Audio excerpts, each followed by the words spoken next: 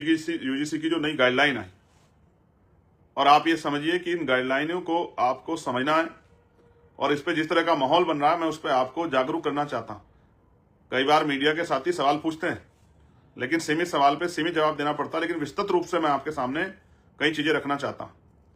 पहली बात तो बहुत सारे ऐसे लोग उसका विरोध कर रहे हैं जिन्होंने उस गाइडलाइन को पढ़ा ही नहीं, जो सिर्फ इस आधार पर विरोध कर रहे हैं, जिनको लगता है कि वो जो जिस तरह का छुआछूत, भेदभाव और रैगिंग और तमाम तरह से मानसिक शोषण जो है SC ST OBC के बच्चों को करते थे वो नहीं कर पाएंगे। जिनको ऐसा लगता है वो उनको बड़ी चिंता हो रही है, जो जातीय पूर्वाग्रह से भरे हुए हैं, जो जातिवादी मानसिकता रखते हैं, जिनके जो आतंकवादी हैं, उनको इस बात की पीड़ा है कि अब जो हम शोषण, जो अपना जन्म से अधिकार समझते थे, इन वर्गों का अपमान करना, ये इस पीड़ा से जो है वो हमारे लोगों को तकलीफ नहीं दे पाएंगे। ये उनके मन में बात है।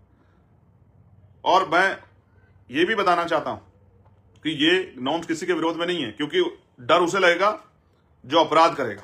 जो अपराध नहीं करेगा उसे किस बात के लिए डरना, उसको किससे डरना? जो अपराध करेगा उसको डर लगेगा, जो अपराध करने की सोच लेके बैठा उसको डर लगेगा, जो अपराध की सोच के साथ आगे बढ़ा उसको डर लगेगा। जो अपराध की सोच ही नहीं रख रहा है उसको किसी कानून से डरने की क्या जरूरत है? ये वो लोग डर रहे हैं जो लंबे समय से इस काम करते आ रहे हैं। आज उनको लगता है कि अगर ऐसा करेंगे तो उस पर कार्रवाई हो जाएगी। हालांकि बहुत कुछ होने वाला नहीं। आप इस बात को इस तरह से भी समझिए कि 2 अप्रैल 2018 के आंदोलन के बाद सरकार ने कहा था कि हमने SC ST एक्ट को मजबूत कर दिया। कितना मजबूत किया उसका उदाहरण बताता हूं। 7 साल से कम, ये दूसरी तरफ तो कहा जाता है कि SC ST एक्ट बहुत खतरनाक है, लेकिन 7 साल से कम उम्र की सजा जिन मुकदमों में होती है उनमें अगर SC ST एक्ट भी लगाया है तो गिरफ्तारी नहीं कर रही है पुलिस, और निचली अदालतों से सही, निचली अदालत से उनको बेल मिल जा रही है। ये मैं आपके सामने बता रहा हूं कि कितना मजबूत किया सरकार ने। ये इसलिए कि आपको जानकारी कि सरकार क्या कर रही है, और इसमें बहुत सारे लूप होल, कोई स्पष्ट नहीं है। ये जो है स्पष्ट रूप से कोई कानून नहीं है कि क्या क्या चीजों को हम लोग उसकी मान्यता में लाओगे। और इसमें आपने जोड़ दिया है आर्थिक रूप से कमजोर वर्गों के बच्चों को, दिव्यांग जन बच्चों को। तो आर्थिक रूप से कमजोर वर्ग के जो बच्चे हैं जिनका आप जिक्र करें, तो EWS के अकॉर्डिंग जो है अंडर में वो तो सारे स्वर्ण जाति के। तो आप किस आधार पर कह रहे हैं कि कानून स्वर्णों के विरोध में? अब हमारे लोग इतने बेवकूफ नहीं रहे कि आप उनको कुछ भी पढ़ा दो और वो लोग पढ़ने लग जाए। ये जो विरोध है ये सब पॉलिटिकल विरोध है, और ये जानबूझ के इसलिए किया जा रहा है कि किसी दूसरे मुद्दे को डाइवर्ट करना चाहते हैं। मैं आपको हालात बताता हूं। 45 केंद्रीय विद्यालय हैं देश के अंदर। उन 45 में से सरकार ने कितना सामाजिक न्याय किया है, इसका उदाहरण यह है कि 45 में से 1 ST के वाइस चांसलर हैं, 1 SC के वाइस चांसलर हैं, और 5 OBC वर्ग के वाइस चांसलर हैं, जिनकी आबादी 85% है। उनके 7 कुलपति हैं और 38 स्वर्ण जाति के वाइस चांसलर हैं। आप मेरी बात को गलत समझे तो आप इसको चेक करा लें।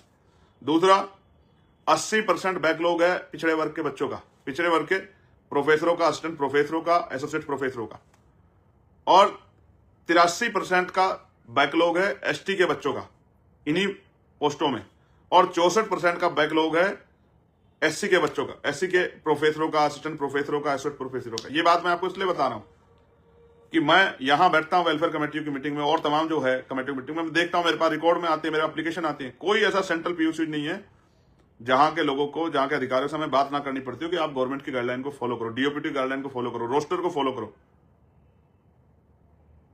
कोई सरकारी ऐसा महकमा नहीं है जिसमें बैकलॉग ना हो, जिसमें जितनी संख्या में सरकारी एम्प्लॉय उससे ज्यादा एम्प्लॉय जो है ठेकेदारी के आउटसोर्सिंग के जरिए ना रख रखे हों कि सरकारी नौकरी ना देनी पड़े।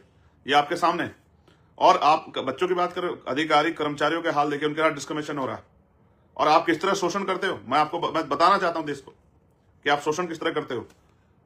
आप शोषण करते हो जैसे पूरन सिंह IPS जो थे, उन्होंने सुसाइड नोट में लिखा, कोई गिरफ्तारी आज तक नहीं हुई है जो हरियाणा के IPS थे, ADGP रैंक के। आप बच्चों की बात करते हो, उनको न्याय दिला दोगे? ADGP रैंक के हमारे IPS पूरन कुमार, उन्होंने सुसाइड किया, सुसाइड नोट लिखा कि जातीय भेदभाव के कारण मेरे साथ ये हुआ, तो वो मर गए, लेकिन उस परिवार के ने जिनके खिलाफ FIR कर दी, एक व्यक्ति को पुलिस ने अरेस्ट नहीं किया। ये आपके सामने उदाहरण कि तब नहीं, आप तो आप बच्चों की बात करें। और बताता हूं, एक हमारी बिटियां हैं, टीना ढाबी, जो IPS जो IAS टॉपर हैं, सिविल सर्विस की टॉपर हैं। कल वो किसी ध्वजारोहण के कार्यक्रम में थी 26 जनवरी पर, जहां वो पोस्टिंग है। एक उनसे थोड़ा सा जो है खड़े होने में थोड़ी सी गलती, किस तरह से सोशल मीडिया पे उनका मजाक बनाया गया उनके जो है वो टॉपर है, सारे टेस्ट टॉप करके ही वो आई है, तब पास करके तभी टॉपर बनी है। लेकिन आरक्षण के नाम पे किस तरह उनको अपमानित किया गया, हम वो पूरे सोशल मीडिया के जरिए तमाम लोगों ने देखा। आपके अंदर जहर भरा हुआ है SC ST OBC के बच्चों के प्रति। आप उनका मानसिक शोषण करते हो। बड़े बड़े कॉलेजों में 118% की वृद्धि हो गई है इन जो है इस तरह के क्राइम्स में। तब जाके ये नए नॉर्म्स आए, ये नई गाइडलाइन बनी है। और अभी इसमें एक रजिस्टर्ड नहीं हो, आप लोग आंदोलन कर लें जल्दी है। ये समझने की बात है। ये आपके सामने है। कब तक इस देश में पायल तडवी या रोहित वेमुला या डेल्टा मेघवाल जो है हमारे बच्चे मरते रहेंगे? इसका जवाब जो है सरकार को देना पड़ेगा। मीडिया में 90% जो है बाहुल्यता सवर्ण बिरादरी के लोगों की है, तो वहां डिबेट हो रही है। डिबेट में बैठ के वो SC ST के लोगों को अपमानित करने का काम कर रहे हैं। और मैं आपको बताना चाहता हूं, बहुत जिम्मेदारी से आपको बताना चाहता हूं कि इस देश में कॉन्स्टिट्यूशन पे सबसे बड़ा हमला तब हुआ जब 10% आर्थिक आधार पर आरक्षण लागू हुआ। उन नेताओं को भी जिन्होंने उसका समर्थन किया, उन्होंने संविधान का जो आधार, संविधान में जो आधार रिजर्वेशन का, उसको कुचलने का काम किया। इस सरकार ने तो कुचला, लेकिन विपक्ष में रहने वाले हमारे लोगों ने भी कुचलने का काम किया अपने चंद वोटों के चक्कर में। और उसका परिणाम यह हुआ कि आर्थिक आधार पर आरक्षण 10% लागू हो गया, जो संविधान का वायलेशन था, जो आधार रिजर्वेशन का कॉन्स्टिट्यूशन में उसका वायलेशन था। और यहां से तो हुआ उस असंवैधानिक कानून को, उस असंवैधानिक जो पास हुआ बिल, कानून बना, उसको जब चैलेंज किया सुप्रीम कोर्ट में, तो सुप्रीम कोर्ट में बैठे जज, जिनकी जिम्मेदारी थी, जो सारे स्वर्ण जाति के जज थे, उन्होंने उस कानून को भी, उनकी जिम्मेदारी है कि संविधान की व्याख्या करें, उन्होंने भी उस वायलेशन को सही माना। जब संविधान में आर्थिक आधार पे रिजर्वेशन का कोई प्रावधान नहीं है, फिर भी सुप्रीम कोर्ट के जजों ने सिर्फ इसलिए कि स्वर्ण जाति के बच्चों को लाभ मिल जाए, इसलिए उन्होंने उसको सही माना, फिर भी देश ने कोई विरोध नहीं किया। जब 3 दिन में वो कानून बन गया 10% आर्थिक आधार पर, तो भी हमारे नेताओं की चुप्पी से किसने कोई विरोध नहीं किया, क्योंकि SC ST OBC के लोग सामाजिक न्याय को मानते हैं। उन्होंने कहा स्वर्ण जाति में गरीब है तो दे दो, लेकिन उसके बावजूद आर्थिक आधार 10% पे लेते हो और कोटे की जगह हमारी बच्चों को जो पढ़ती है, हमें बच्चों के लेटर आते हैं, कोटे की जगह बोलते हो कि कोठे जो है आप कोठे वाले, ठीक है। जिस तरह से आप अपमानित करते हो, आपके अंदर जहर भरा हुआ है। 75 साल में आप इस जहर को अपने अंदर से निकाल नहीं पाए, आप एक सभ्य समाज नहीं बना पाए। और जब कमजोर वर्गों के लोग तरक्की करते हैं, आपने ऐसे ही मंडल कमीशन का विरोध किया। मंडल कमीशन में भी आपके खिलाफ कुछ नहीं था। मंडल कमीशन में पिछड़ी जातियों को जो है सशक्तिकरण के लिए जो आर्टिकल 340 में प्रावधान बाबा साहब अम्बेडकर ने किया, उस प्रावधान को जो है, उस प्रावधान के अकॉर्डिंग जो है, तो रिजर्वेशन का जो काका कालेकर आयोग के बाद और मंडल कमीशन बनकर जो रिपोर्ट बनी, जो आयोग बना, उसकी जो रिपोर्ट आई, उस आर्टिकल नंबर 340 को जो है मजबूत, उसके आधार पर जो मंडल कमीशन के जरिए जो है पिछड़े वर्ग के लोग सशक्तिकरण का जो जब ये कानून आ गया, उनको आरक्षण देने का प्रावधान बन गया, तो आपने उसका भी विरोध किया, पुरजोर विरोध किया आपने। कहां था वो स्वर्णों के विरोध में जो आपने उसका विरोध किया? स्वर्ण जाति के जो पढ़े लिखे लोग हैं, समझदार लोग हैं, वो जानते हैं कि इस चीज का कोई नुकसान नहीं होने वाला। इनसे वही लोग डर रहे हैं जो अपराध की सोच रखते हैं अपने मन में, जो ये सोच के बैठे हैं कि हमें SC ST के जो पढ़ने वाले बच्चे हैं उनको टॉर्चर करना है इस नाम पे। जब आप खुद से आरक्षण लेते हो, आरक्षण का किस आधार पर विरोध करते हो? मैं तो तब मानू जब आप इस 10% आर्थिक आधार पर आरक्षण जो मिला उसको छोड़ दो, तब मैं आपको मानू कि आप आरक्षण का विरोध करते अच्छे लगते हो। लेकिन आप आर्थिक आधार पर 10% आरक्षण भी लेते हो और फिर आरक्षण का विरोध करके SC ST OBC के लोगों को अपमानित करने का भी काम करते हो। ये झूठ जो है, झूठ के सारे कब तक आगे बढ़ना चाहते हो? हमने अपनी आंखों से देखा, हमने सुना, हमने महसूस किया किस तरह से SC ST OBC के बच्चे जो हैं, और अभी भी गांव देहात में किस तरह का सलूक होता है। क्या खुले मंच पे कोई डिप्टी चीफ मिनिस्टर कह देता है, सैन समाज को नव्वा कह देता है, नव्वा अपनी बात को रखते हुए, नव्वा समाज किस तरह अपमानित करने का काम करते हैं। आप कश्यप नहीं कहते हो, आप झीवर कहते हो हमारे लोगों को अपमानित करने के। आप प्रजापति नहीं कहते हो, आप कहते हो कुमार। जानबूझ के आप हमारे लोगों को अपमानित करने का काम करते हो, जानबूझ के। आप यादव नहीं कहते हो, आप कहते अहीर, जानबूझ के आप जो है हमारे लोगों को, जानबूझ के आप जो है पिछड़े वर्ग के, पिछड़ी जातियों के बच्चों को, शेड्यूल कास्ट के लोगों को, ठीक है, आप जानबूझ के जो है जाति के आधार पे, और नाई के, ओ खटीक के, ओ झीवर के, ठीक है, इस तरह से आप जो है आज भी गांव देहात से लेकर पढ़े लिखे लोग जो अपने आप को पढ़े लिखे कहते हैं, किस तरह से जो है वो बढ़ाई के, विश्वकर्मा समाज को बढ़ाई के कह के आप जो है आप अपमानित करने का काम करते हैं। क्या हम नहीं जानते हैं? हम इसी सामाजिक व्यवस्था से निकल के यहां तक आए, हम ग्रामीण पृष्ठभूमि के लोग, हम जानते हैं कि आप किस तरह से जो है हमारे जो है दलित पिछड़े समाज को किस तरह अपमानित करते हो। आप आज भी जो है हमारे पढ़ लिखने के बाद आप उनको जो है सम्मान से नहीं उनका नाम ले पाते हो। ये सब हम लोग देख रहे हैं और मैं धन्यवाद दूंगा एक ही बात के लिए कि इस नॉर्म्स में आपने SC ST के साथ OBC को भी जोड़ा। OBC को भी जोड़ के आपने बताया कि हम ये जाति के आधार पर जो कुछ OBC के साथियों को जो घमंड हो गया था वो भी अपने आप को स्वर्ण समझने लगे, तो उनको भी आपने बताया कि इस नॉर्म्स में कि उनको भी उनका भी उत्पीड़न होता है। जिस भाईचारा को बनाने के लिए SC ST OBC के हम लोग इतने लंबे समय से प्रयास कर रहे थे, आपने अच्छा किया, बना दिया। और मैं तो चाहता हूं सरकार पे पीछे हटे, जो SC ST OBC के लोगों को पता लग जाए कि सरकार उनका कितना हित चाहती है, कि जरा से विरोध से डर के जो है उन्होंने ये गाइडलाइन वापस ले ली या इस पर विचार करने की बात कही। पता होना चाहिए कि वो इतने बड़े समाज के भावनाओं को किस तरह कुचलने का काम कर रही है। मैं तो चाहता हूं सरकार स्टैंड ले, पता तो लगे, क्योंकि सरकार ने सिर्फ अपनी मन से नहीं किया है, जो समिति थी उसमें जो लोग थे उनके सुझाव से किया है। इसलिए मैं कह रहा हूं बहुत महत्वपूर्ण है, चर्चाएं हो रही हैं, इस्तीफे हो रहे हैं, बहुत कुछ है, आपको नजर बनानी है। मेरी बात पे गौर करो कि कौन खड़ा है आज आपके साथ, कौन पत्रकार है, कौन न्यूज चैनल है, कौन सा अखबार है, कौन खड़ा है आपके साथ, कौन सा नेता खड़ा है, कौन सी पार्टी खड़ी है। आज आपको देखना है कि आपके बच्चों को जिस तरह सुसाइड करने के लिए मजबूर किया जा रहा है हायर एजुकेशन सेंटरों में, अगर उसके रोकथाम की कोई कोशिश की गई है तो उससे कौन डरा है और कौन जो है उसके खिलाफ जो कौन सा दल खड़ा होकर किस तरह की बात को प्रयोग कर रहा है। आज SC ST OBC के लोगों को देखना है, समझना है कि कौन सी पार्टी क्या स्टैंड ले रही, कौन सा नेता क्या स्टैंड ले रहा है। क्या किसी में हिम्मत है कि वो स्टैंड लेके कहे कि हम ये जो नए नॉर्म्स बने, ये जो नई गाइडलाइन बनी है, हम लोग किसी भी कीमत पे इन गाइडलाइनों के, हालांकि इन गाइडलाइनों से बहुत कुछ प्रभावित नहीं होने वाला, लेकिन फिर भी जो कुछ प्रयास किए गए हैं उन प्रयासों को अगर वापस लेने का प्रयास करें तो हम सड़क पर मुकाबला करेंगे, हम सरकारों को जो है घेरने का काम करेंगे, हम धरना प्रदर्शन करेंगे, हम लोग जो इनके आवासों पे ताले लगा देंगे। कोई ऐसा हिम्मत जुटाए तो मैं तो देख रहा हूं, लेकिन मैं तो आपसे कह रहा हूं, आज दलित पिछड़े वर्ग के जो है बुद्धिजीवी, आदिवासी वर्ग के जो बुद्धिजीवी, उनसे कह रहा हूं, जो चिंतक हैं उनसे कह रहा हूं, जो इस समाज में अधिकारी कर्मचारी, उनसे कह रहा हूं, देखिए आपके बच्चों को जिस तरह का शोषण का शिकार होना पड़ता है उस पर कौन खड़ा है आज आपके साथ, या कौन वोटों की परवाह कर रहा है। ये बहुत बड़ा उदाहरण है आपके सामने देखने के लिए, समझने के लिए। अगर आज भी नहीं समझे और आज भी नहीं संभले तो वो दिन दूर नहीं है कि कल फिर किसी पायल तड़वी को, रोहित वेमुला को, डेल्टा मेघवाल को जातीय भेदभाव कारण आपके बच्चों को, आपके जो है टॉपर्स, उनको जान देनी पड़ेगी। मैं बहुत चिंता में था, मैं सोच रहा था आपसे बात करूं, क्योंकि जब से गुरु रविदास जी महाराज की जयंती पे प्रकाश पर्व का अवकाश जो है वो छीनकर जो है और इस तरह का माहौल बनाया गया, उससे मेरे मन में गुस्सा, बहुत पीड़ा थी। और दूसरा जो है ये UGC पे जो है जिस तरह से मैंने आपको बताया, आप चेक कीजिए सोशल मीडिया, किस तरह टीना ढाबी को, जो एक IAS है, टॉपर है, जिसको जाति के आधार पर जो है उसका अपमान करने का काम किया जा रहा है। ये आपके सामने अभी एक दिन पहले की बात है, आज 27 से 26 की बात। और IPS पूरन कुमार का उदाहरण मैं आपको दे चुका हूं, और उससे पहले जो है आपके टॉपर्स में पायल तड़वी, डेल्टा मेघवाल, रोहित वेमुला, कितने जो है आपके सामने उदाहरण है। और ये बढ़ रहा है, 118% की वृद्धि हुई है, क्योंकि स्कूलों में बैठे, हायर सेंटर में बैठे द्रोणाचार्य एकलव्य का अंगूठा रोज काट रहे हैं या कटवा रहे हैं। तो ये जिम्मेदारी बैठती है उस सभ्य समाज की, उस पढ़े लिखे हर जाति धर्म के व्यक्ति की।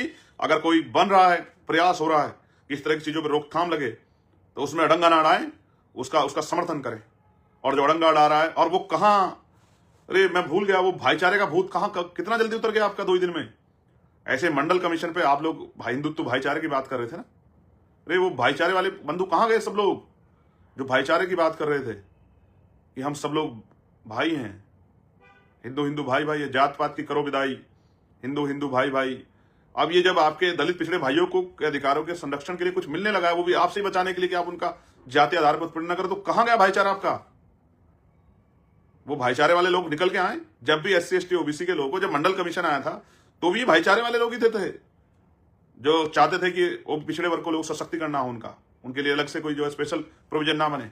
SC ST के लोग नहीं चाहते थे कि उन पिछड़े वर्ग के अधिकारों को छीना जाए। वो तो आज भी चाहते हैं 52% OBC को 52% रिजर्वेशन मिले। मैं तो अभी क्या क्या आगरा में कि जो अति पिछड़ा समाज है उसको 15% अलग से रिजर्वेशन देंगे, 27% से अतिरिक्त, जिससे आपके अंदर कोई उस तरह का ना इत्तेफाकी ना हो। और देते तो 25%, लेकिन क्योंकि अभी उस तरह की स्थिति नहीं है, उस तरह का माहौल नहीं है, लेकिन 15% की तो गारंटी देते हैं कि हम लोग कानून बना के जो है 15% अति पिछड़ी जातियों को अलग से आरक्षण की व्यवस्था करा के देंगे, क्योंकि हम समझते हैं कि वो आगे नहीं निकल पाए। तो मैं स्पष्ट तौर पे कहना चाहता हूं, मैं तो उनको ढूंढ रहा था, वो जो तमाम बाबा और तमाम जो है घूम रहे थे, जात पात की करो विदाई, हिंदू हिंदू भाई भाई, और तमाम जो रोज वो संगठन घूम रहे थे, पानी पी रहे थे, पिला रहे थे भाई भाई, कहां गए भाई भाई। अब भाईचारा कहां गया आपका। एक ही दिन में उतर गया भूत भाईचारे का। जब बात आई इन वर्गों के सशक्तिकरण की, इन पे होने वाली हिंसा को रोकने के लिए, तो भाईचारा उतर गया आपका। आप समझो, आप देखो, सोशल साइट खोलो, आप गूगल खोलो कि कौन समर्थन में कौन विरोध में, इन चेहरों को पहचानो। कुछ अधिकारियों ने सामान्य जाति के इस्तीफे दिए, वो जानते हैं कि कुछ बदलाव नहीं होने वाला, कोई नुकसान नहीं हो रहा, फिर भी इस्तीफे दिए कि सरकार प्रेशर बने। लेकिन SC ST OBC के नेताओं को उन्होंने मुंह पे टेप लगा ली है। ये भी समाज को देखना चाहिए कि जो इस तरह के आधार पे जो सरकार द्वारा कानून जो है गाइडलाइन बनेगी, जो उस पे जो सहमति से गाइडलाइन बनी उन पे जो है वो पक्ष नहीं रख पा रहे हैं, तो वो आपके कितने हितैषी हैं। और कौन है जो आपके लिए हर तरह की मुसीबत उठाने के लिए तैयार है, हर तरह के चैलेंज, जान को दांव पे लगाने के लिए तैयार है। कौन सा संगठन है, कौन सा दल है, ये आपके सामने किसी के मुंह से आवाज नहीं निकल रही है। सबको अपने वोटों की फिक्र है, किसी को इस कमजोर, दलित, पिछड़े, आदिवासी समाज की फिक्र नहीं है। और जिनको फिक्र है वो आपके सामने। आप देखो, यूट्यूब चैनल देखो जिनको आप रोज देखते हो, पत्रकार देखो जो आप देश में आके लिबरल के नाम पे जो है आपके सामने बहुत सारी चीजें रखते हैं, लेकिन आज वो भी जो है सत्यता के साथ नहीं खड़े हो पा रहे हैं। आप देखो उन हैंडल्स को जो बहुत जो है सरकार विरोधी बातें भी करते थे, उनको भी देखो किस तरह से उनके रंग बदले हैं। और वो जो हिंदुत्व का नारा लगा के आपकी गलियों में घूम रहे थे कल तक, भाई भाई का नारा लगाते हुए, उनके भी बदलते हुए चरित्र को आप देखो। और SC ST OBC के पढ़े लिखे अधिकारी, कर्मचारी, रिटायर्ड अधिकारी, चिंतक, अधिवक्ता, प्रोफेसर, मैं आप सबको भी कहना चाहता हूं, SC ST OBC के सब भाइयों को, कि देखो कौन आपका अपना है, कौन आपके अधिकारों पे कैंची लेके बैठा है। आज नहीं खड़े होंगे, आज नहीं सुनोगे, आज नहीं अपने बच्चों का दर्द सुनोगे, तो जब ये मर जाएंगे यूनिवर्सिटियों में तो क्या करोगे कल उसके बाद। अभी तो एक मामला सामने आया, अभी से दुरुपयोग की बात करते हैं। दुरुपयोग तो कितने कानूनों का हो रहा है। CBI जो है, जो जिसके ऊपर गरीब आदमी ये विश्वास करता है कि अगर CBI ने कोई मामला, किसी CBI ने टेक ओवर कर लिया है, CBI जांच हो रही तो न्याय मिलेगा, वो CBI का कन्वेंशन रेट 75% है। 25% मामले जो है वो फॉल्स होते हैं। और ED का क्या हाल है, NIA क्या हाल है।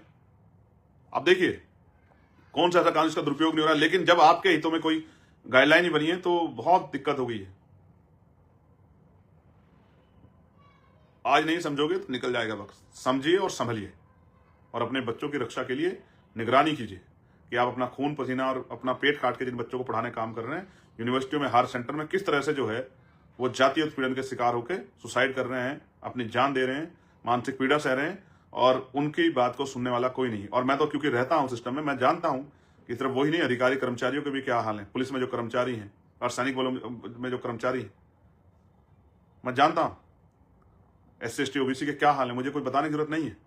मैं कोई चांद से नहीं आया, कोई इंग्लैंड से नहीं आया, कोई अमेरिका से नहीं आया। मैं यहीं इसी मिट्टी में, यूपी की, जहां खाटी राजनीति होती है, जहां जाति जो है वो पैदा होती है, जिसका स्वरूप देखने को मिलता है, जहां ग्रामीण क्षेत्रों में जातियों का जो है, जातियों के गढ़ हैं, मैं वहीं से आया निकल के। मैं सब जानता कि किस तरह दफ्तरों में अधिकारी कर्मचारी परेशान है, ट्रांसफर, पोस्टिंग, सस्पेंशन, किस तरह कलम फेर फेर के किस तरह SC ST OBC कर्मचारियों को जो है किनारे लगा रखा है इन सरकारों ने। ये सब आपके सामने। धन्यवाद, आपने मुझे सुना, और मैं आशा उम्मीद करूंगा कि आप अपना जो है विचार भी इस पर रखेंगे, व्यक्त करेंगे कि आप क्या सोचते हैं।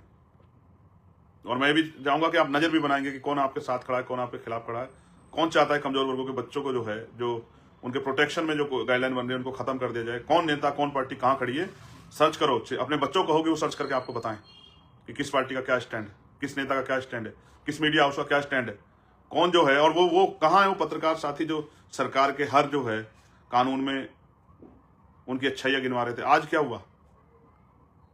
जब किसानों के खिलाफ कानून बनते थे तो आप अच्छाई गिनाते थे ना। जब NRC पे कानून बना था, 370 पे कानून बना था, जब 3 तलाक पे कानून बना था, तो आप ही तो ना अच्छाई गिनवा रहे थे।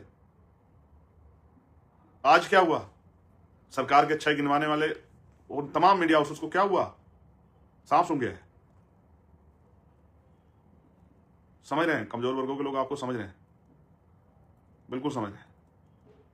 और नहीं समझ रहे हैं तो मेरे लाइव के बाद समझेंगे। ये पाल, प्रजापति, कश्यप, सैनी, मौर्य, शाक्य, कुशवा, बिंद, राजभर, केवट, मल्ला, निषाद, विश्वकर्मा, सैन, ये समझेंगे। ये चमार, वाल्मीकि, पासी, धोबी, कोरी, खटीक, सब समझेंगे। महार, ये सब समझेंगे, इनको समझ आएगा। ये जाट, गुजर, यादव समझेंगे सब लोग ये। और नहीं समझेंगे तो हम लोग समझाते रहेंगे इनको कि समझे, इनको समझ आए कि किस तरह आपके बच्चों के अधिकारों को निगलने का काम कौन कर रहा है और उसको, उसकी भूमिका कौन बना रहा है। धन्यवाद। जय भीम, जय भारत, जय संविधान, जय मंडल, जय जोहार। आपका भाई चंद्रशेखर आजाद।